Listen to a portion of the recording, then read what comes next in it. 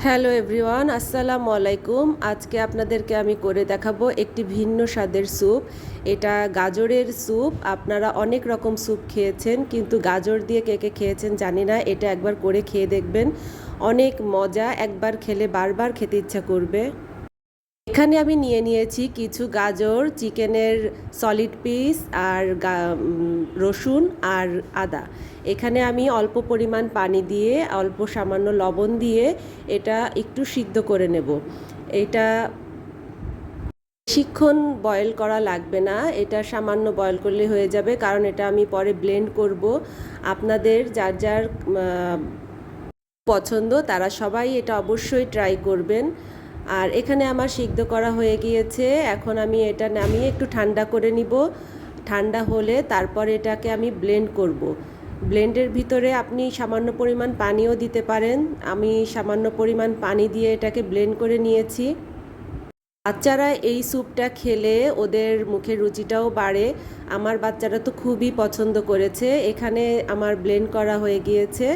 এখন আমি একটা পাত্রে পানি নিব, পানির মধ্যে এই ব্লেন্ড করা মিশ্রণটুকু মিশিয়ে নিব।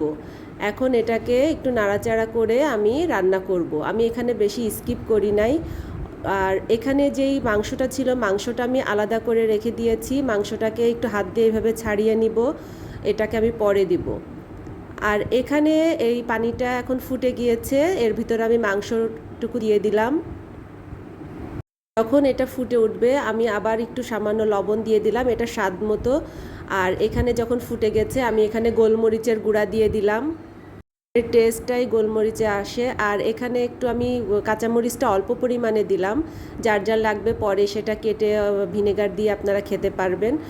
আর এখানে আমি কর্নফ্লাওয়ার দিয়ে দিলাম লাস্টের দিকে, যখন পানিটা ফুটে গিয়েছে। কর্নফ্লাওয়ারটা আপনারা পরিমাণ মতো করেই দিবেন, না হলে পরে আবার দিবেন। আমি আমার মতো করে যতটুকু লাগে দিলাম। আর এই যে এখন ফুটে গিয়েছে, এখন আমি কর্নফ্লাওয়ারটা মিক্সড করে নিলাম।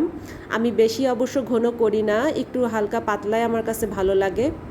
আপনাদের এটা ইচ্ছা, যে যার মতো ঘন বা পাতলা করে নিতে পারবেন। আর এখানে যে কর্নফ্লাওয়ার দেওয়ার পরে স্যুপটা সুন্দরভাবে ফুটে গেছে।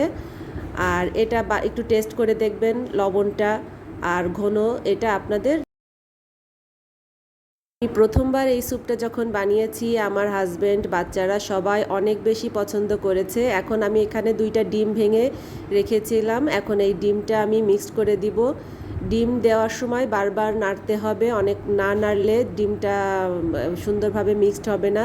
আমি ডিম দেওয়ার সময় এভাবে অনবরত নাড়তেছিলাম। আর এই ডিমটা দেওয়ার পরে অত বেশি জাল দেওয়া লাগে না। ডিমটা দেওয়ার পরে আপনারা 1 থেকে 2 মিনিট এটাকে জাল করবেন, করে নামিয়ে ফেলবেন। আর এই যে দেখেন আমার স্যুপের ঘনত্বটা এরকম এসছে। আমি এরকমই খেতে পছন্দ করি।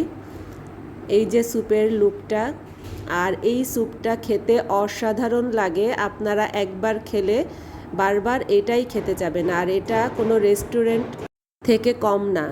সবাই চ্যানেলটা সাবস্ক্রাইব করবেন। আল্লাহ হাফেজ।